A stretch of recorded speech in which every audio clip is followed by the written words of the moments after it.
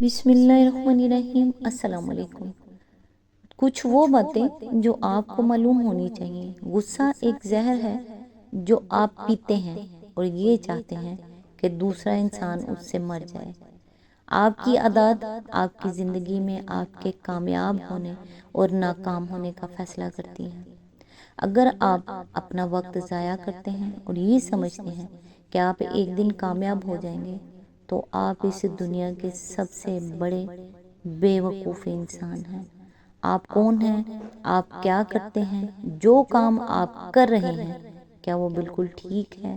آپ کو ان باتوں کے بارے میں ضرور معلوم ہونا چاہیے۔ اس دنیا میں سب سے اہم شخصیت جو ہے وہ آپ کی اپنی ہے۔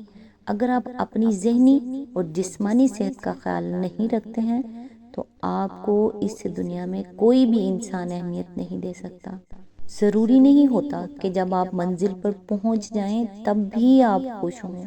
جس راستے سے آپ چل رہے ہیں آپ کا وہ سفر بھی بہت اہمیت رکھتا ہے۔ اسی لیے اپنی موجودہ لمحات میں بھی خوشی کو محسوس کرنے کی کوشش کریں۔ کوشش کریں اپنے ارد گرد ان لوگوں کو موجود رکھیں جو آپ سے بہتر ہوں تاکہ آپ ان سے کچھ نہ کچھ سیکھتے رہیں۔ حضرت انس سے روایت ہے، وہ کہتے ہیں کہ رسول اللہ صلی اللہ علیہ وآلہ وسلم نے فرمایا، بے شک لوگوں میں سے کچھ اللہ والے ہوتے ہیں۔ آپ صلی اللہ علیہ وآلہ وسلم سے پوچھا گیا، ان میں سے کون کون لوگ اللہ والے ہوتے ہیں؟ آپ نے فرمایا، قرآن والے ہی اللہ والے اور اس کے خاص لوگ ہوتے ہیں۔ مسند احمد جلد نمبر 19 حدیث نمبر 12279۔ اللہ تعالیٰ سے دعا ہے، اے رب کائنات، اس بے تاب نفس اور کمزور جسم پر رحم فرما، اس لیے کہ جو تیرے سورج کی تپش کو برداشت نہیں کر سکتا وہ تیری جہنم کی آگ کو کیسے برداشت کرے گا؟ جو تیرے بادل کی گرج سے کانپ اٹھتا ہے وہ تیرے غضب کی آواز کو کیسے سن سکتا ہے؟ جسے تیری رحمت اور پیار کی عادت ہے وہ تیری ناراضی کا سامنا کیسے کرے گا؟ یا الہی ہمارے حال پر رحم فرما اور کرم فرما اور ہم سب کو معاف فرما اور ہم سب سے راضی ہو جا، آمین ثم آمین۔ آج انشاءاللہ سورہ رحمان کی آیت نمبر 41 سے سٹارٹ کریں گے۔ اس کا ترجمہ اور تفسیر تفہیم القرآن سے بیان کروں گی جو اہل سنت جماعت کے لیے ہے۔ اعوذ باللہ من الشیطان الرجیم، بسم اللہ الرحمن الرحیم۔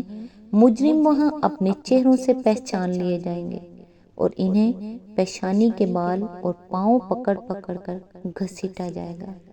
آیت نمبر 42، اس وقت تم اپنے رب کی کن کن قدرتوں کو جھٹلاؤ گے۔ آیت نمبر 43، اس وقت کہا جائے گا یہ وہی جہنم ہے جس کو مجرمین جھوٹ قرار دیا کرتے تھے۔ آیت نمبر 44، اسی جہنم اور کھولتے ہوئے پانی کے درمیان وہ گردش کرتے رہیں گے۔ اس کی تفسیر ہے، یعنی جہنم میں بار بار پیاس کے مارے ان کا برا حال ہوگا، بھاگ بھاگ کر پانی کے چشموں کی طرف جائیں گے مگر وہاں کھولتا ہوا پانی ملے گا جس کے پینے سے کوئی پیاس نہ بجھے گی۔ اس طرح جہنم اور ان چشموں کے درمیان گردش کرنے ہی میں ان کی عمریں بیت جائیں گی۔ آیت نمبر 45، پھر اپنے رب کی کن کن قدرتوں کو تم جھٹلاؤ گے۔ اس کی تفسیر ہے، یعنی کیا اس وقت بھی تم اس کا انکار کر سکو گے کہ خدا قیامت لا سکتا ہے، تمہیں موت کے بعد دوسری زندگی دے سکتا ہے، تم سے باز پرس بھی کر سکتا ہے اور یہ جہنم بھی بنا سکتا ہے جس میں آج تم سزا پا رہے ہو۔ آیت نمبر 46، اور ہر اس شخص کے لیے جو اپنے رب کے حضور پیش ہونے کا خوف رکھتا ہو دو باغ ہیں۔ اس کی تفسیر ہے، یعنی جس نے دنیا میں خدا سے ڈرتے ہوئے زندگی بسر کی ہو، جسے ہمیشہ یہ احساس رہا ہو کہ میں دنیا میں شتر بے مہار بنا کر نہیں چھوڑ دیا گیا ہوں بلکہ ایک روز مجھے اپنے رب کے سامنے کھڑا ہونا ہے اور اپنے اعمال کا حساب دینا ہے۔ یہ عقیدہ جس شخص کا ہو وہ لامحالہ خواہشات نفس کی بندگی سے بچے گا، اندھا دھند ہر راستے پر نہ چل کھڑا ہوگا، حق و باطل، ظلم و انصاف، پاک و ناپاک اور حلال و حرام میں تمیز کرے گا اور جان بوجھ کر خدا کے احکام کی پیروی سے منہ نہ موڑے گا، یہی اس جزا کی اصل علت ہے جو آگے بیان کی جا رہی ہے۔ اسی آیت کے ضمن میں آگے فرمایا جنت کے اصل معنی باغ کے ہیں۔ قرآن مجید میں کہیں تو اس پورے عالم کو جس میں نیک لوگ رکھے جائیں گے جنت کہا گیا ہے، گویا کہ وہ پورا کا پورا ایک باغ ہے، اور کہیں فرمایا گیا ہے کہ ان کے لیے جنتیں ہیں جن کے نیچے نہریں بہتی ہوں گی۔ اس کے معنی یہ ہیں کہ اس بڑے باغ میں بے شمار باغات ہوں گے، اور یہاں تعین کے ساتھ ارشاد ہوا ہے کہ ہر نیک شخص کو اس بڑی جنت میں دو دو جنتیں دی جائیں گی جو اسی کے لیے مخصوص ہوں گی، جن میں اس کے اپنے قصر ہوں گے، جن میں وہ اپنے متعلقین اور خدام کے ساتھ شاہانہ ٹھاٹھ کے ساتھ رہے گا، جن میں اس کے لیے وہ کچھ سر و سامان فراہم ہوگا جس کا ذکر آگے آ رہا ہے۔ آیت نمبر 47 اپنے رب کے کن کن انعامات کو جھٹلاؤ گے؟ اس کی تفسیر ہے یہاں سے آخر تک علائے کا لفظ نعمتوں کے معنوں میں بھی استعمال ہوا ہے اور قدرتوں کے معنی میں بھی، اور ایک پہلو اس میں صفات حمیدہ کا بھی ہے۔ اگر پہلے معنی لیے جائیں تو اس سلسلہ بیان میں اس فقرے کا بار بار دہرانے کا مطلب یہ ہوگا کہ تم جھٹلانا چاہتے ہو تو جھٹلاتے رہو۔ خدا ترس لوگوں کو تو ان کے رب کی طرف سے یہ نعمتیں ضرور مل کر رہیں گی۔ دوسرے معنی لیے جائیں تو اس کا مطلب یہ ہوگا کہ تمہارے نزدیک اللہ کا جنت بنانے پر قادر ہونا اور اس میں یہ نعمتیں اپنے نیک بندوں کو عطا کرنا غیر ممکن ہے، تو ہوتا رہے۔ اللہ یقیناً اس کی قدرت رکھتا ہے اور وہ یہ کام کر کے رہے گا۔ تیسرے معنی کے لحاظ سے اس کا مطلب یہ ہے کہ اللہ تعالیٰ کو تم نیکی اور بدی کی تمیز سے عاری سمجھتے ہو۔ تمہارے نزدیک وہ اتنی بڑی دنیا تو بنا بیٹھا ہے، مگر اس میں خواہ کوئی ظلم کرے یا انصاف حق کے لیے کام کرے یا باطل کے لیے شر پھیلائے یا خیر، اسے اس کی کوئی پرواہ نہیں۔ وہ نہ ظالم کو سزا دینے والا ہے، نہ مظلوم کی داد رسی کرنے والا، نہ خیر کا قدر شناس ہے، نہ شر سے نفور۔ پھر وہ تمہارے خیال میں عاجز بھی ہے۔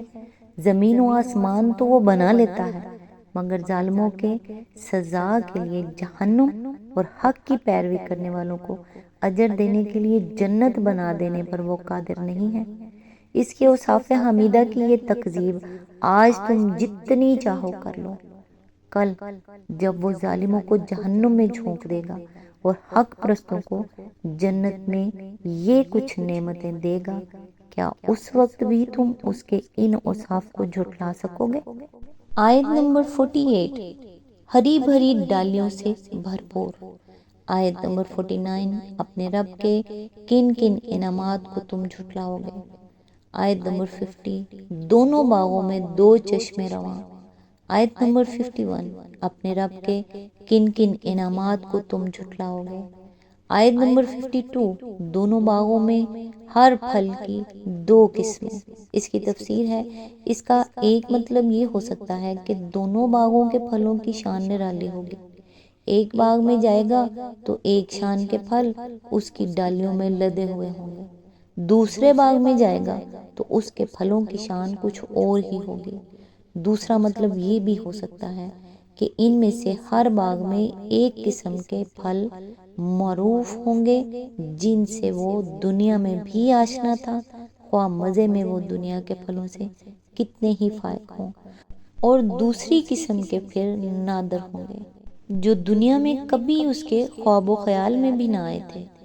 آیت نمبر 53 اپنے رب کے کن کن انعامات کو تم جھٹلاؤ گے؟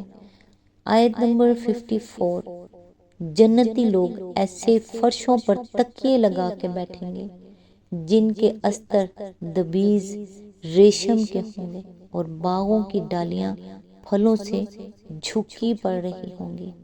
اس کی تفسیر ہے یعنی جب ان کے استر اس شان کے ہوں گے تو اندازہ کر لو کہ ابرے کس شان کے ہوں گے۔ آیت نمبر 55 اپنے رب کے کن کن انعامات کو تم جھٹلاؤ گے؟ آیت نمبر 56، ان نعمتوں کے درمیان شرمیلی نگاہوں والیاں ہوں گی جنہیں ان جنتیوں سے پہلے کسی انسان یا جن نے چھوا نہ ہوگا۔ اس کی تفسیر ہے، یہ عورت کی اصل خوبی ہے کہ وہ بے شرم اور بے باک نہ ہو بلکہ نظر میں حیا رکھتی ہو۔ اسی لیے اللہ تعالیٰ نے جنت کی نعمتوں کے درمیان عورتوں کا ذکر کرتے ہوئے سب سے پہلے ان کے حسن و جمال کی نہیں بلکہ ان کی حیاداری اور عفت مآبی کی تعریف فرمائی ہے۔ حسین عورتیں تو مخلوط کلبوں اور فلمی نگار خانوں میں بھی جمع ہو جاتی ہیں۔ اس حسن کے مقابلوں میں تو چھانٹ چھانٹ کر ایک سے ایک حسین عورت لائی جاتی ہے، مگر صرف ایک بد ذوق اور بدقوارا آدمی ہی ان سے دلچسپی لے سکتا ہے۔ کسی شریف آدمی کو وہ حسن اپیل نہیں کر سکتا جو ہر بد نظر کو دعوت نظارہ دے اور ہر آغوش کی زینت بننے کے لیے تیار ہو۔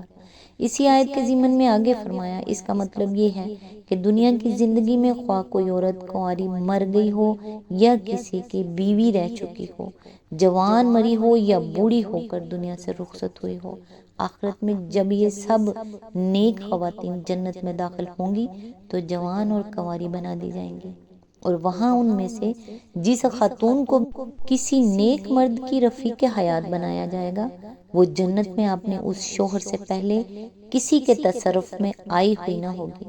اس آیت سے ایک بات یہ بھی معلوم ہوئی کہ جنت میں نیک انسانوں کی طرح نیک جن بھی داخل ہوں گے، اور وہاں جس طرح انسان مردوں کے لیے انسان عورتیں ہوں گی اسی طرح جن مردوں کے لیے جن عورتیں ہوں گی، دونوں کی رفاقت کے لیے انہی کے ہم جنس جوڑے ہوں گے۔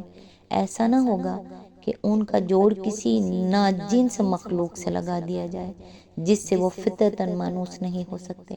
آیت کے یہ الفاظ کہ ان سے پہلے کسی انسان یا جن نے ان کو نہ چھوا ہوگا، اس معنی میں نہیں ہے کہ وہاں عورتیں صرف انسان ہوں گی اور ان کو ان کے شوہروں سے پہلے کسی انسان یا جن نے نہ چھوا ہوگا، بلکہ ان کا اصل مطلب یہ ہے کہ وہاں جن اور انسان دونوں جنسوں کی عورتیں ہوں گی، سب حیادار اور اچھوتی ہوں گی۔